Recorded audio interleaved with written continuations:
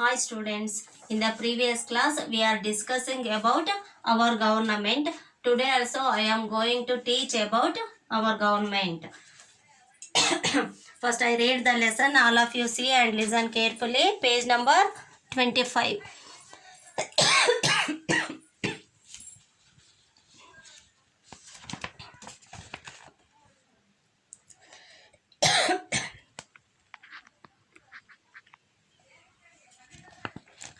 See, central government.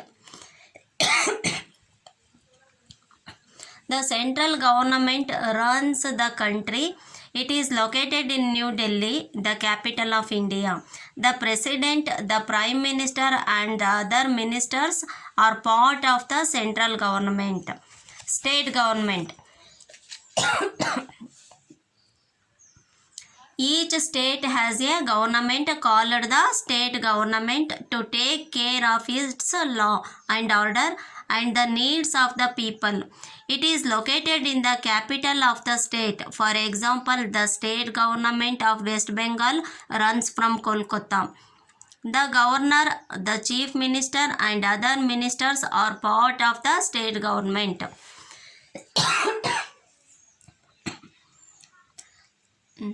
The union territories. There are some areas in our country that come directly under the central government. These are known as union territories. India has 9 union territories. These are Andaman and Nicobar Islands, Chandigarh, National Capital Territory of Delhi, Dadra and Nagar Haveli, Daman and Diu, Jammu and Kashmir, Ladakh, Lakshadweep and Puducherry. Can you find them on the map given earlier? See. India is a very big country. It has many states. People of our country live in different regions, speak different languages and follow different religions. There is a variety in the clothes they wear, food they eat and the work they do. Though they are different, the people of our country are united and call themselves Indians.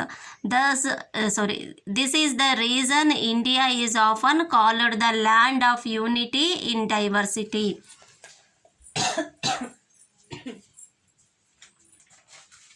See, central government ಹಿಂದಿನ ದಿವಸ ಹೇಳಿದ್ದೆ ನಾನು, ನಮ್ಮ India ಸೆಂಟ್ರಲ್ಲಿ ಮತ್ತೆ ಸ್ಟೇಟ್ನಲ್ಲಿ ತನ್ನದಾದಂತಹ ಗೌರ್ಮೆಂಟನ್ನು ಹೊಂದಿದೆ. ಏನಕ್ಕೆ ಅಂತ ಹೇಳಿದ್ರೆ ಪೀಪಲ್ ಜನಗಳಿಗೆ ಹೆಲ್ಪ್ ಮಾಡೋದಕ್ಕೆ ಮತ್ತೆ ಜನರ ಅವಶ್ಯಕತೆಗಳನ್ನು ಪೂರೈಸಲಿಕ್ಕೆ, ಹಾಗೆ ಲಾ ಆ್ಯಂಡ್ ಆರ್ಡರ್ಗಳನ್ನು ಮಾಡಲಿಕ್ಕೆ.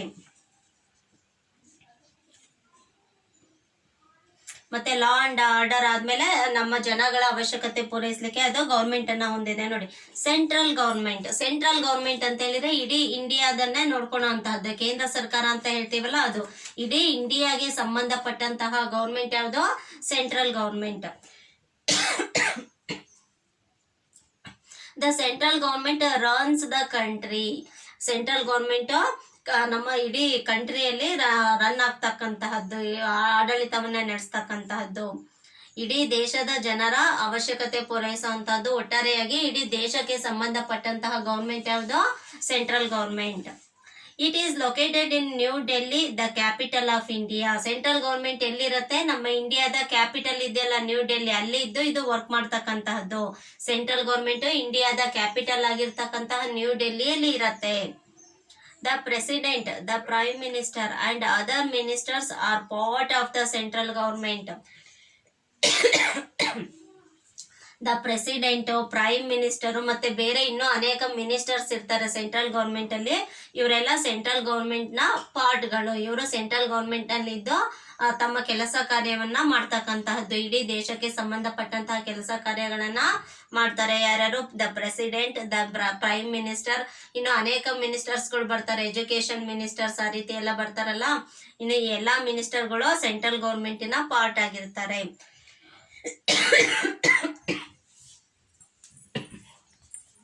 ಅಲ್ಲಿ ಅಲ್ಲೊಂದು ಪಿಕ್ಚರ್ ಕೊಟ್ಟಿದ್ದಾರೆ ನೋಡಿ. The president of India lives in the ರಾಷ್ಟ್ರಪತಿ ಭವನ್.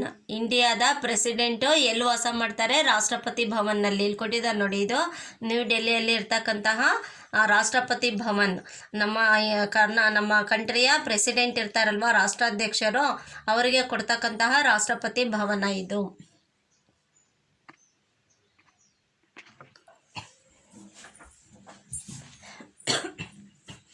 ನೋಡಿ, ಸ್ಟೇಟ್ ಗೌರ್ಮೆಂಟ್, ಸೆಂಟ್ರಲ್ ಗೌರ್ಮೆಂಟ್ ಬಗ್ಗೆ ಗೊತ್ತಾಯ್ತಲ್ವಾ. State government, each state has a government called the state government. ನೋಡಿ, ಪ್ರತಿಯೊಂದು ಸ್ಟೇಟು ಕೂಡ ತನ್ನದೇ ಆದಂತಹ ಗೌರ್ಮೆಂಟ್ ಅನ್ನ ಹೊಂದಿರತ್ತೆ, ಅದಕ್ಕೆ ನಾವು ಸ್ಟೇಟ್ ಗೌರ್ಮೆಂಟ್ ಅಂತ ಕರಿತೀವಿ. To take care of its law and order, ಅದ್ರ ಲಾ ಆ್ಯಂಡ್ ಆರ್ಡರ್ ಬಗ್ಗೆ ಕೇರ್ ಮಾಡಲಿಕ್ಕೆ, and the needs of the people, ಅಲ್ಲಿನ ಸ್ಟೇಟಿನ ಜನರ ನೀಡ್ಸ್, ಅವಶ್ಯಕತೆಗಳನ್ನು ಪೂರೈಸಲಿಕ್ಕೆ ಆಯಾ ಸ್ಟೇಟ್ಗಳಲ್ಲಿ ಸ್ಟೇಟ್ ಗೌರ್ಮೆಂಟ್ ಇರುತ್ತೆ.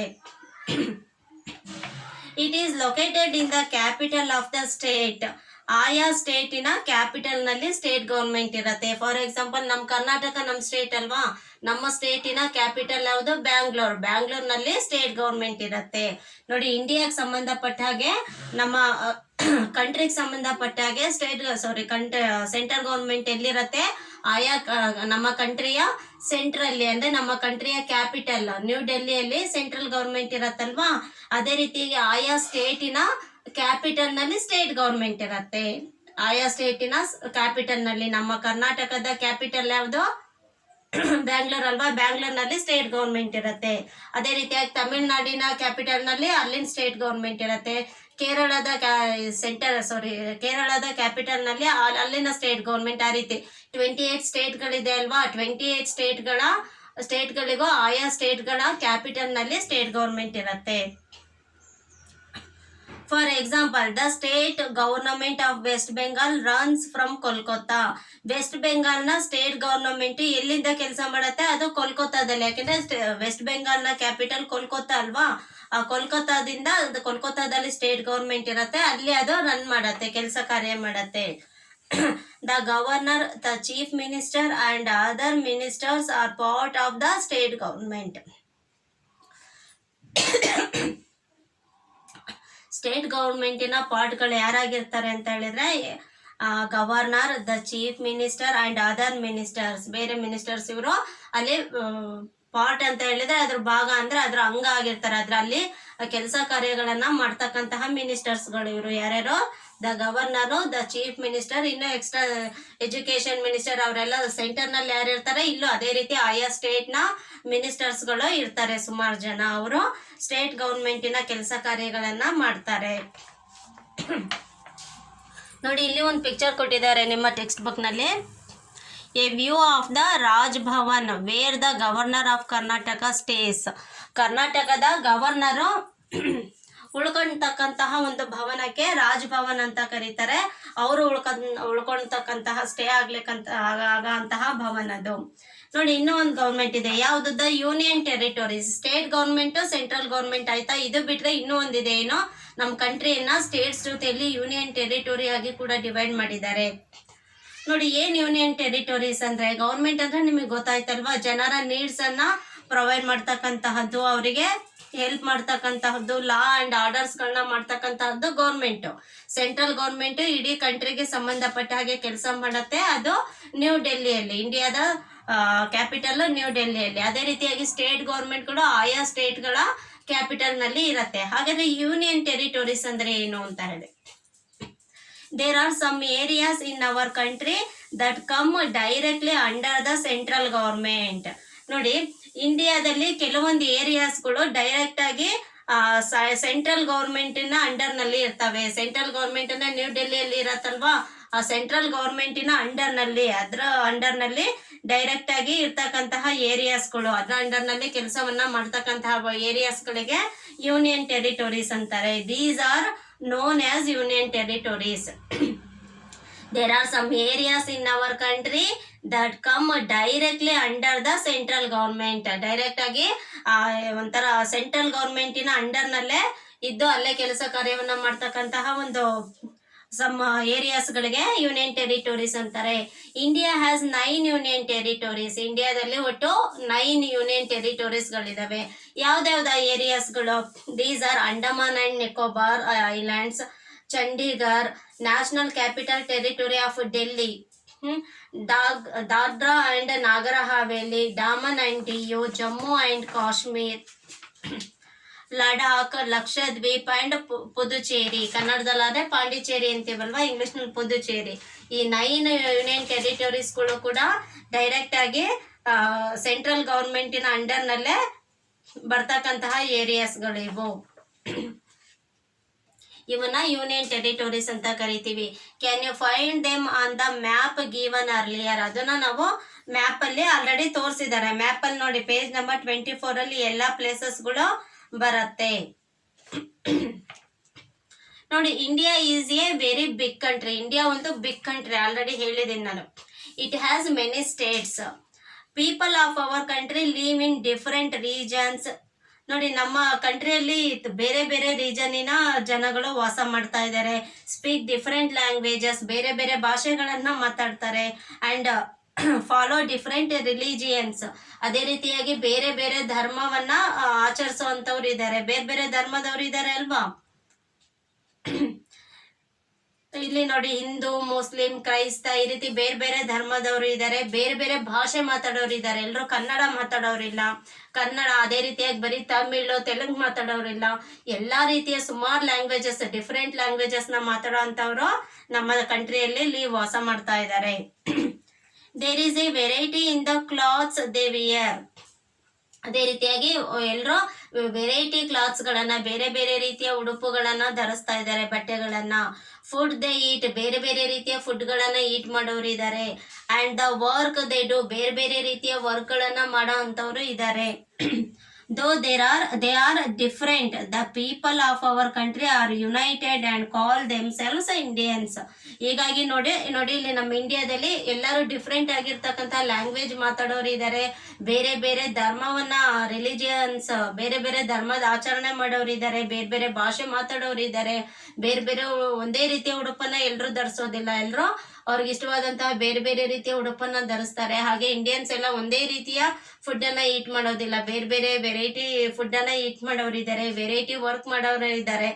ಇಷ್ಟೆಲ್ಲ ಇದ್ರೂ ಕೂಡ the people of our country are united, ಎಲ್ಲರೂ ಕೂಡ ಒಗ್ಗಟ್ಟಾಗಿದ್ದಾರೆ. ನಾವೆಲ್ಲರೂ ಒಂದೇ ಎಂಬ ಭಾವನೆಯನ್ನ ಒಂದು ಇಂಡಿಯನ್ಸ್ ಎಲ್ಲ ಒಗ್ಗಟ್ಟಾಗಿದ್ದಾರೆ. ಮತ್ತು ಅವರು ಕಾಲ್ ದೆಮ್ಸೆಲ್ಸ್ ಇಂಡಿಯನ್ಸ್ ಅಂತ ಹೇಳಿ ನಮ್ಮನ್ನ ನಾವು ಕರೆಸ್ಕೋತೀವಿ. ಹೌದಾನೆ? ಬೇರೆ ಬೇರೆ ಭಾಷೆ, ಬೇರೆ ಧರ್ಮ ಆಚರಣೆ ಮಾಡೋರು ಏನೇ ಇದ್ರು ಕೂಡ, ಟೋಟಲಿ ಏನೇ ಡಿಫ್ರೆನ್ಸಸ್ ಇದ್ರು, ವಿ ಆರ್ ಇಂಡಿಯನ್ಸ್ ಅಂತ ಹೇಳಿ ಕರೆಸ್ಕೋತೀವಿ ಅಲ್ವಾ. ನಾವೆಲ್ಲ ಇಂಡಿಯನ್ಸ್ ಅಂತ ಹೇಳ್ತೀವಿ. ಹಾಗೆ ನಾವೆಲ್ಲರೂ ಒಟ್ಟಾಗಿ ಇರ್ತೀವಿ, ಒಗ್ಗಟ್ಟಾಗಿರ್ತೀವಿ.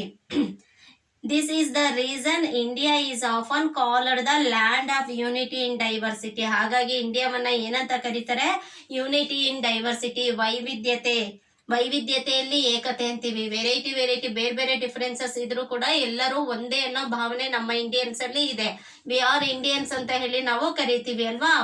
ಹಾಗಾಗಿ ಎಲ್ಲಾ ರೀಸನ್ಸ್ ಇಂದ ನಮ್ಮ ಇಂಡಿಯಾವನ್ನ ಏನಂತ ಕರೀತಾರೆ? ಯೂನಿಟಿ ಇನ್ ಡೈವರ್ಸಿಟಿ ಅಂತ ಹೇಳಿ ಕರೀತಾರೆ. India is often called the land of unity in diversity. Unity in ಡೈವರ್ಸಿಟಿಯ ಲ್ಯಾಂಡ್ ಅಂತ ಹೇಳಿ ಇಂಡಿಯಾವನ್ನ ಕರೀತಾರೆ. ಇದಿಷ್ಟು ನಮ್ಮ ಗೌರ್ಮೆಂಟಿಗೆ ಸಂಬಂಧಪಟ್ಟಂತಹ ವಿಚಾರಗಳು. ಇದಿಷ್ಟು ಅರ್ಥ ಆಗಿದೆ ಅಲ್ಲ ಮಕ್ಕಳೇ? ನೆಕ್ಸ್ಟ್ ಕ್ಲಾಸ್ನಲ್ಲಿ ಹೈಲೈಟ್ಸ್ಗಳನ್ನ ನಾನು ನಿಮಗೆ ತಿಳಿಸ್ಕೊಡ್ತೀನಿ.